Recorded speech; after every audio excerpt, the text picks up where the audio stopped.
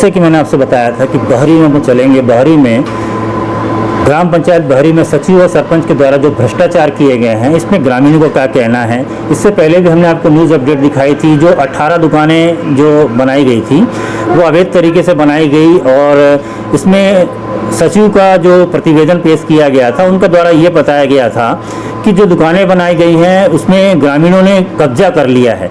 अब प्रश्न चिन्ह ये खड़ा होता है कि कब्जा कैसे कर लिया। जब संविदाकार द्वारा इसका निर्माण कार्य करवाया गया तो क्या सचिव इसमें संलग्न नहीं थे? सचिव को जानकारी नहीं थी? क्योंकि रोड के किनारे का वो रकबा है जहाँ पर वो निर्माण कार्य हुआ, जस्ट तहसील के सामने की वो ज़मीन है जहाँ पर निर्माण कार्य हुआ। तो उसके बाद ही प्रश्न चिन्ह होता है कि आखिर में ये इस प्रकार से कैसे हुआ। हमारे साथ में यहीं पे ग्रामीण जो जुड़े हुए हैं इस मुद्दे पे बारीकी से हमको बताने का प्रयास करेंगे, समझाने का प्रयास करेंगे कि आखिर में ग्राम पंचायत बहरी में किस प्रकार से भ्रष्टाचार हावी है और राजनीतिक संरक्षण को कितना ज़्यादा प्राप्त है कि कुछ भी कार्रवाई उनके ऊपर नहीं होती है। आखिर में क्या जरी मुद्दा है, राजनीतिक दबाव इतना ज़्यादा क्यों है, किसकी वजह से, किनकी संरक्षणों में पूरे भ्रष्टाचार होने के बावजूद भी आज उनके ऊपर कोई भी कार्रवाई नहीं होती है। हमारे साथ जुड़े हुए हैं यहीं के निवासी हैं। भाई साहब का शुभ नाम? रितेश गुप्ता। रितेश गुप्ता जी। जी रितेश गुप्ता जी, आपकी बहरी में क्या भ्रष्टाचार हुआ है, क्या आपके संज्ञान में जानकारियां हैं, थोड़ा सा अवगत करवाएं आप। जी सबसे पहले तो धन्यवाद मैं आपका और पोल खोल न्यूज़ चैनल का करना चाहूँगा कि लगातार यहाँ के भ्रष्टाचार के मामले में वो कवरेज दे रही हैं। सीधे मैं मुद्दे पे आता हूँ अपने भ्रष्टाचार का। भ्रष्टाचार की इतनी कड़ियाँ हैं कि एक से लेके अगर 100 तक गिना जाए तो वो कम पड़ेगा। बहरहाल आपने पहले तो 18 दुकानों की बात कही है, उसका मामला है जो PWD विभाग में बनी, पूरी तरह से वो अवैध है। और वो अवैध दुकानों का जो निर्माण हुआ है वो सरपंच और सचिव के सह पे हुआ है। जैसा कि मैं आपको दिखा पाऊँगा कि उनने प्रस्ताव दिया था और उस प्रस्ताव पर तत्कालीन उपखंड अधिकारी RK सिन्हा जी द्वारा उसको अनुमति प्रदान की गई थी। उसके बाद संविदाकार ने बनाया। हाँ, ये ज़रूर है कि दुकानदारों का कहना है कि 80-80 हज़ार रुपये हमसे लिया गया है और 80 हज़ार लेने के बाद मैंने संविदाकार को पैसे दिए हैं और कोई रसीद नहीं मिली है। तो यहाँ पे ये देखना है कि इसमें कितने लोग दोषी हैं और मेरा मानना है कि पूरी तरह से ये सरपंच सचिव का मामला है। जब इनको खाने के लिए कुछ नहीं मिला उसके बाद इनने FIR कराई। मैं आपको दिखाना चाहूँगा, मेरे पास दस्तावेज है कि ये दस्तावेज मैं आपको दिखाऊंगा कि माननीय सचिव महोदय ने ये थाने में एक FIR कराई है दुकानदारों के लिए। इनका ये कहना है कि ये दुकानदारों ने जबरन कब्जा किया है, जबकि अभी तक ये कह रहे हैं कि संविदाकार ने बनाया। अब मैं ये पूछना चाहूँगा, सचिव से भी पूछना चाहूँगा और उन थानेदार से भी पूछना चाहूँगा कि ये कब्जा किसने किया है। अगर दुकानदारों ने कब्जा किया है तो बनाया किसने, और बनाया किसने तो आवंटित किसने किया, फिर उन दुकानदारों का क्या दोष है। जी ये साफ तौर पर ये जो 18 दुकानों के मामला सामने आया था उस विषय पे बताया गया कि सचिव जो प्रतिवेदन पेश करते हैं थाने पे, तो अच्छा प्रश्न है यहाँ पर कि भाई अगर उन्होंने कब्जा किया तो निर्माण कार्य किसने करवाया, निर्माण कार्य अगर करवाया तो उसमें रोक क्यों नहीं लगाई गई, सरकारी भूमि पे आखिर कैसे बना दिया गया, बगैर उनकी अनुमति कैसे बना दिया गया, फिर संविदाकार को आखिर में पत्र कैसे जारी हुआ कि वो निर्माण कार्य कर दे, तो अवैध कहाँ से हो गया। उसके बाद तहसील में ये मामला चलता है जिसमें कि ये बताया जाता है कि ये पूरी बिल्डिंग को जो है वो गिरा दिया जाए, उससे 80-80 हज़ार रुपये हितग्राहियों से लिए भी जाता है। तो आइए हम दूसरे मुद्दे पर भी बात करते हैं। आइए फिर हम बात करते हैं जो यहाँ पर दुकानें बननी थी, 75 दुकानों का बात हुई थी, 75 दुकानें बननी थी जिसमें कि 1 लाख रुपया प्रत्येक व्यक्ति द्वारा जो यहाँ पर अतिक्रमण किए हुए थे, अतिक्रमण हटाया गया। अतिक्रमण हटाने के बाद में यथावत स्थिति अतिक्रमण की बनी हुई है, दुकान बन चुके हैं। निर्माण कार्य एजेंसी को ये बता दिया गया है कि दुकान आवंटित करने हैं जो बन चुके हैं, लेकिन आज भी आवंटित नहीं किया। उसमें क्या भ्रष्टाचार हुआ, उसमें भ्रष्टाचार का खेल कैसा खेला गया, आइए ये भी हम समझने का प्रयास करते हैं। जी मैं पुनः धन्यवाद आपको ज्ञापित करूंगा। साथ ही मैं कहना चाहूँगा कि हमारी एक सामाजिक संस्था है श्री गणेश युवा कला एवं समाज कल्याण समिति बहरी, जो लगातार 4 वर्षों से यहाँ काम कर रही है। 2 फरवरी 2018 को एक विशेष ग्राम सभा का आयोजन हुआ था अमन कॉन्वेंट स्कूल बहरी के परिसर में। वहाँ 42 लाख रुपए जन भागीदारी निधि से मिले थे तत्कालीन कलेक्टर दिलीप कुमार जी द्वारा। बहुत सारे यहाँ पे मुद्दे थे विकास के लिए, PCC सड़क, नाली, SDM कोड, ऐसे तमाम मामले थे जिनके लिए 21 लाख रुपए जन भागीदारी से वहाँ और 21 लाख रुपए ग्राम पंचायत से मिलने थे, टोटल मिलकर 42 लाख रुपए उसका निर्माण होना था। तब से निर्माण कार्य नहीं हुआ। मैं और मेरे सभी साथियों ने मिलकर प्रयास जारी रखा लगातार। हम जनपद कार्यालय गए, जिला कलेक्टर से भी मिले, तब जाके काम शुरू हुआ। जैसे तैसे काम शुरू हुआ, इसके बाद काम होता गया। इसके बाद ये बात आई कि उस समय अतिक्रमण में दुकानें हट गईं, और यहाँ के अतिक्रमण में दुकानें हट गईं तो लोगों को व्यवसाय कैसे मिले, वो लोग अपनी जीविकापार्जन कैसे करें। उस समय फिर ये बात रखी गई कि अगर यहाँ पे दुकानों का निर्माण किया जाए और उनसे 1-1 लाख रुपए लिया जाए और उनके पैसे लेके उनके दुकानों को बनाया जाए, तो दुकानों का जो निर्माण होगा, जब दुकानें बनेंगी तो लोग बेरोजगार नहीं भटकेंगे। ऐसे मसले में ग्राम पंचायत ने फर्जी तरीके से, जबकि उसके लिए लीगल प्रोसेस होता है कि कैसे लिया जाता है, जनपद कार्यालय से, उपखंड अधिकारी से और माननीय जिला कलेक्टर से अनुमति होती है कि हम 1-1 लाख रुपए ले रहे हैं, जो भी पैसे हमारे लग रहे हैं हम लेंगे और दुकान देंगे। लेकिन ऐसी कोई पद्धतियां अपनाई नहीं गई, और 1-1 लाख रुपए तो जाहिर तौर पे लिए गए हैं, और टेबल के नीचे से 2-2, 3-3 लाख रुपए लिए गए हैं, ये कह के कि हम आगे की दुकानें हम आपको देंगे। लेकिन फिर भी 2 साल हो गए हैं, दुकान अभी तक पूरी तरह से निर्माण नहीं हुई। 75 रसीदों में सरपंच और सचिव के दस्तखत हुए हैं। 75 दुकानें हैं जो कि अभी निर्माणाधीन हैं, सिर्फ 30 दुकानें बनी हुई हैं, और तकरीबन 125 लोगों से पैसे लिए गए हैं, रसीद कटी हुई हैं। उन 125 लोगों के बाद भी 10-15 लोग ऐसे हैं जिनको रसीद नहीं दी गई है। अभी तक ये पूरी तरह से हीला हवाली है। जैसा कि आप कह रहे हैं कि राजनीतिक संरक्षण शायद प्राप्त है, जी हाँ, निश्चित रूप से ऐसे व्यक्ति को राजनीतिक संरक्षण प्राप्त है। और मैं ये कहना चाहूँगा, प्रशासन से भी मैं निवेदन करना चाहूँगा कि प्रशासन के पास 10 बार मैंने पत्र लिखा, स्वयं निवेदन किया कि आप मामले की जांच करो, लेकिन अभी तक कुछ नहीं हुआ। पिछले 29 तारीख को तात्कालिक तहसीलदार आदरणीय बीके पटेल जी द्वारा ग्राम पंचायत बाहरी सचिव को एक पत्र लिखा गया था, जिसमें उनकी जांच होनी थी, ग्राम पंचायत की जांच होनी थी, लेकिन कतिपय कारणवश नहीं हो पाई। हमने पुनः पत्र लिखा है तहसीलदार महोदय को कि जांच कराई जाए। जी, किस सकते हैं अपन की, अगर इतने जब दुकान 75 बननी थी तो 125 लोगों यानी कि 1,25,00,000 रुपए ग्राम पंचायत में जमा हुए, तो 1,25,00,000 रुपए का निर्माण कार्य अभी तक, क्योंकि पैसे की कोई कमी तो थी नहीं, तो आखिर में निर्माण कार्य इतनी धीमी गति से क्यों चल पा रहा है और अभी तक इतनी ही दुकानें क्यों बन पाई हैं? निर्माण कार्य धीमी गति से चलने का मतलब ये है कि पूरा फोकस दुकानों पर कर दिया गया है, अन्य कामों पर किया नहीं गया था। इसके बाद प्रशासनिक दबाव उनको मिला, और ग्राम पंचायत के अन्य भी कार्य होते हैं वो कर रहे थे।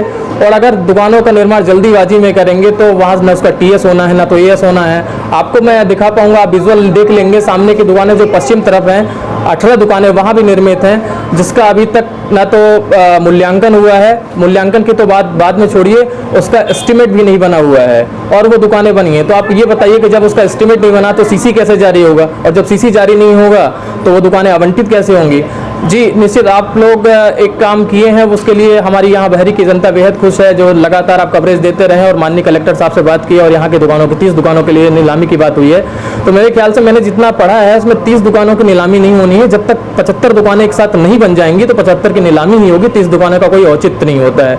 अब जैसे ये मान लिया जाए कि जो गरीब हैं बेचारे, आज 2-2 साल से 1-1 लाख रुपए अपनी गाड़ी पूंजी जमा करके 2 साल बीत गए हैं, अब 30 दुकानें में भी 2 साल में बन पाई हैं, तो अभी 30 दुकानें जब 2 साल बन सकेंगी, 75 दुकानें बनने में कितने साल लग जाएंगे। तो गरीब जो बेचारे हैं, जो छोटे छोटे पैसे जमा करके, अपनी पूंजी जमा करके यहाँ पे हैं, तो कितने वर्ष लग जाएंगे उनको दुकान ये बनने में? पहली बात तो आप गरीब का नाम ले रहे हो, वो सारे अतिक्रमण में थे, और अतिक्रमण में हैं तो ये गवर्नमेंट की व्यवस्था थी कि हम उनको एक व्यवस्था के तहत उनको दें, उनका अधिकार नहीं है, हम उनको व्यवस्था की तरफ वहाँ उनको रखा गया था कि हम आपको दुकानें बन जाएंगी, देंगे।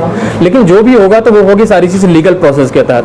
मैं आपको दिखाऊंगा कि पार्ट 1, जहाँ पे आप इसके पहले पूर्व में कवरेज लिया था आपने, तो मैं आपको दिखाना चाहूँगा कि ये पार्ट 1 है, जिसमें पार्ट 1 की दुकानों में 14,97,000, ये आप देख पाएंगे, पार्ट 1 14,97,000 रुपए एस्टीमेट है। उसके बाद निकले हैं 16,27,424, मतलब 3,06,000 से ज्यादा एक्सेस।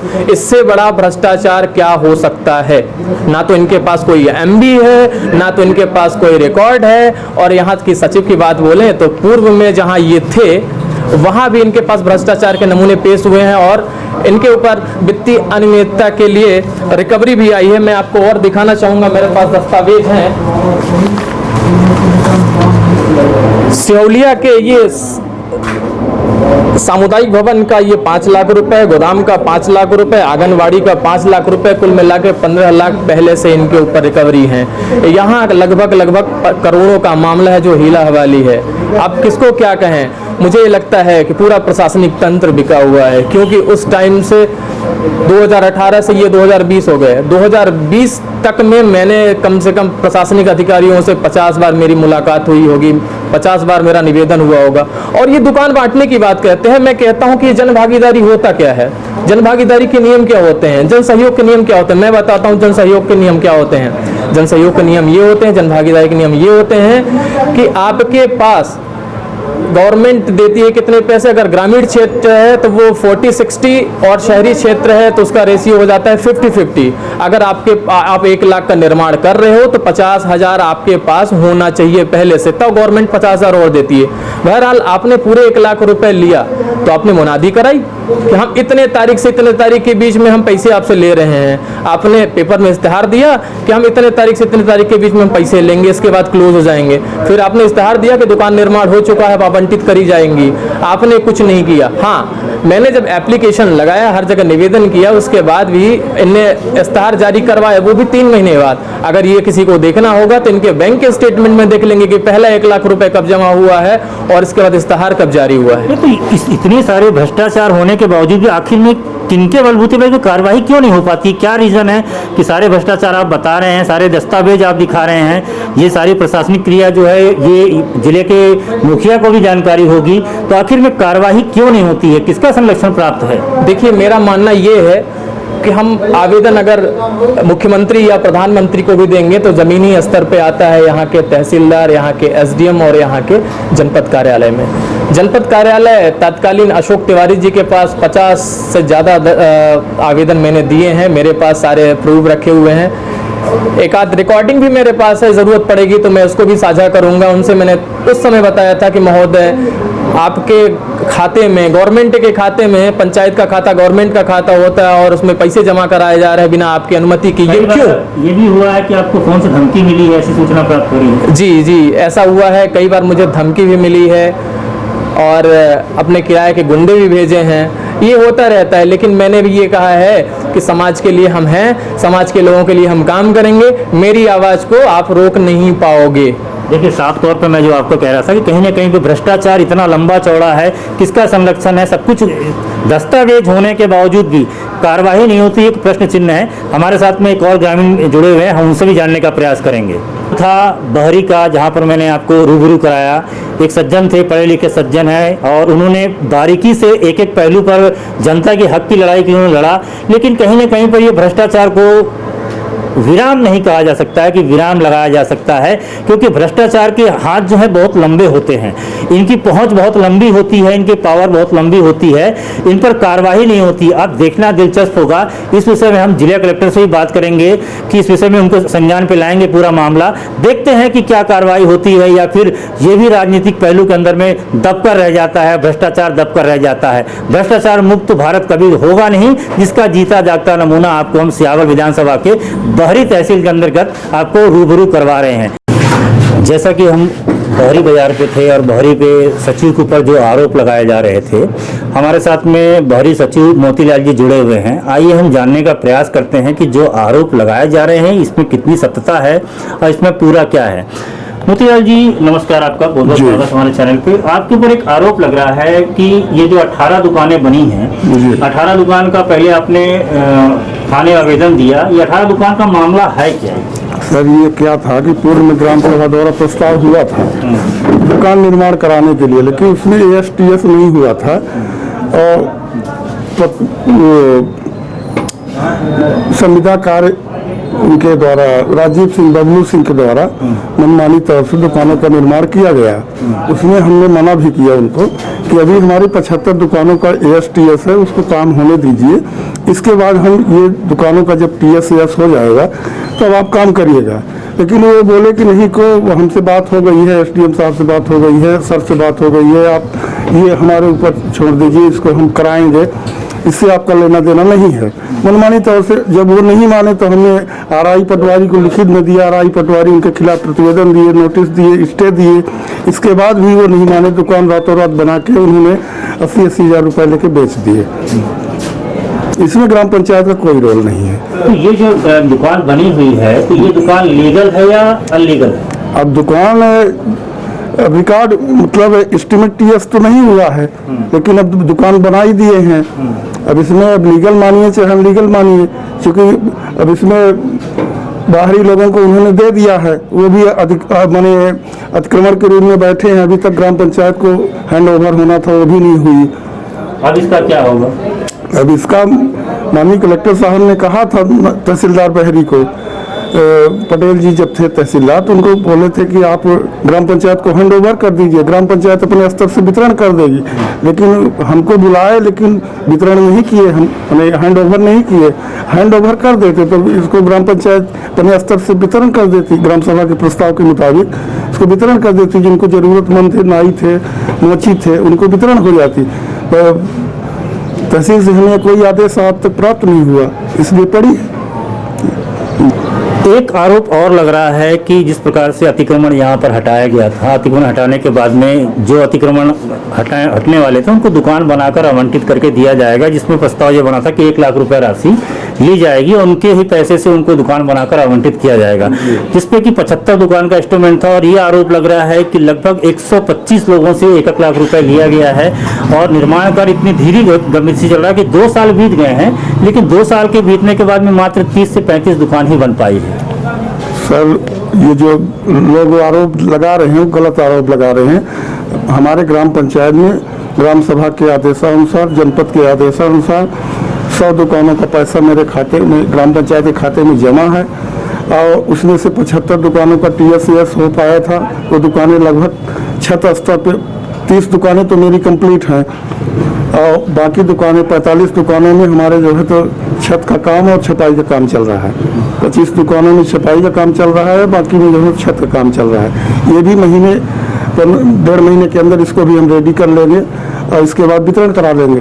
तो ये वितरण क्या नीलामी होगी या फिर कैसे इसका वितरण करवाया जाएगा? ये तो नीलामी ही सिस्टम से कराई जाएगी, चाहे उन्हीं लोगों को दिया जाएगा जो लोग पैसा दिए हैं, उन्हीं को दी जाएगी, लेकिन नियम उसका नीलामी का ही रहेगा। अभी जो पत्र जारी हुआ कलेक्टर द्वारा, श्री द्वारा, कि मैंने नीलामी जो दुकानें बन गई उसको नीलामी किया जाए, तो इसकी प्रक्रिया कहाँ तक पहुँची? अब वहाँ से माननीय कलेक्टर साहब के यहाँ से फाइल SDM साहब के पास आदेश आ गया है। अब SDM साहब जब वितरण करें, अब उनके ऊपर है, जब वितरण करेंगे दुकानें बन गई उतनी वितरण होंगे। हाँ, उतनी दुकानों का वितरण। ये आरोप लग रहा है कि माने जो दुकानदार वहाँ पे संचालित वहाँ पे कर रहे हैं, उनको ये बोला गया है कि आपको वही दुकान दी जाएगी जो आप, जिसमें आप सामने पर है, पीछे की दुकान आपकी। नहीं, ऐसा कुछ नहीं है। होटल वालों के लिए कहा गया था, पूर्व में जो CO साहब थे और SDM साहब थे, उनको कहा गया था कि होटल वालों को प्राथमिकता दी जाएगी। चूंकि पूर्व से होटल वाले यहाँ पे थे, तो उनको होटल वालों के लिए कहा गया था, बाकी लोगों को नहीं कहा गया था कि आपको यही दुकान दी जाएगी। ऐसा कुछ नहीं है। तो ये पूरा निर्माण कब तक पूरा होगा? ये पूरा निर्माण हम अगस्त तक फाइनल कर लेंगे। और बार बार ये भ्रष्टाचार का आरोप लगता है कि ग्राम पंचायत में काफी भ्रष्टाचार किया गया, पैसे का गबन किया गया। तो कोई भ्रष्टाचार नहीं किया गया। ग्राम पंचायत में हम बगैर AS TS मूल्यांकन और मतलब कोई भी कार्य कराने के पहले हम पूरा उसका जो तकनीकी अमला है, ये जो मूल्यांकन कर देंगे तभी हम राशि निकालते हैं। और एक बार नहीं, हमारे ऊपर 2-4 बार लोगों द्वारा जो हमारे ऊपर अक्सर जलन रखते हैं, उनका यही काम है, वो करते रहते हैं। आपकी ग्राम पंचायत की महिला सरपंच है और उसके पति जो है प्रतिनिधि, वो ग्राम पंचायत का पूरा कार्यभार संभालते हैं, पत्नी नहीं आती है? नहीं, ऐसा नहीं है। सरपंच भी आती हैं, जब जरूरत होती है तो वो भी आती हैं। सारे रिकॉर्डों में दस्तखत हम सरपंच से ही कराते हैं, उनके पति से नहीं कराते हैं। हाँ, लांछन लगाने के लिए विरोध करने वाले वो तो करेंगे ही। तो ये जो निर्माण कार्य हो रहा है, तो इसमें ये बताया जाता है कि ग्राम पंचायत की एजेंसी काम नहीं कर रही है, प्राइवेट लोग काम कर रहे हैं। नहीं, ऐसा नहीं है। ग्राम पंचायत ही काम कर रही है।